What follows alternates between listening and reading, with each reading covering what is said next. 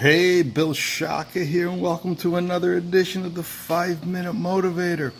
Hey, folks, I'm trying to shorten this from 5 minutes down to a little under 4 minutes. I'm not going to change the title. It's always going to remain the 5-Minute Motivator, not the 4-Minute Motivator.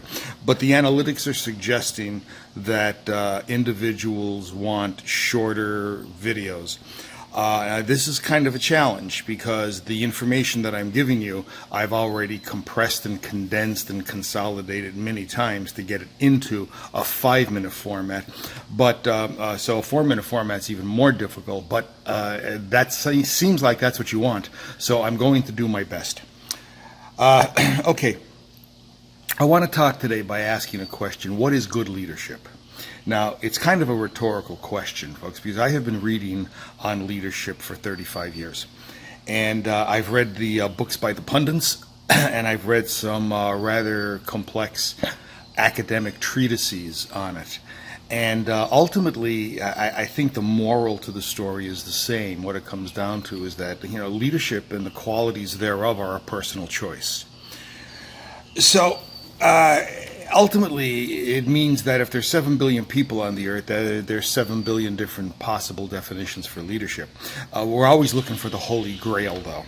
And if I had to ask what was the major competency of leadership, is there something that is indigenous across the leadership spectrum that would basically be the, well, for lack of a better term, the number one attribute of leadership? And it's funny because I just read an article from a major university. Now, I'm not going to tell you who the university was because I actually didn't read the native text. I read an abstract of it from another individual. But what they were doing at the universities, they were looking for what the core leadership quality happens to be. Now, I want you to think about that for a second, because if I asked this in a live session, what is the core leadership quality, what's the essence of leadership, I would hear things like interpersonal communication skills. I would hear things like movement toward a vision or a strategy. And a lot of this makes sense. And humor, humility, these are all core components of leadership. But very interesting, what this study found was that the major competency, or how we should measure leadership, is by this.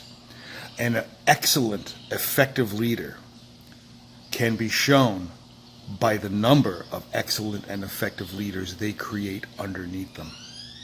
Wow. That is not something that you would at least think is intuitively obvious or hear quite often, but think about it. An effective leader means they have great followers. It's a symbiotic relationship. I mean, if you think you're leading and nobody's following, you're just taking a walk. So the end result is that leaders and followers have this symbiosis between them. And a great leader will take their followers and create great leaders out of them for those that want it. Very interesting. And I'd like you to consider that as a bellwether for leadership. And it doesn't matter what your role is, whether you are a leader, an executive, a manager, a supervisor, an individual contributor, a salesperson, it doesn't much matter. We all have the responsibility to become better. And one of the ways we can become better is through better leadership. What can you do to create better leaders under you and around you? Think about that. Bill Shaka, thanking you for attending another edition of the 5-Minute Motivator. Please like, share, comment. Please join the membership. See ya.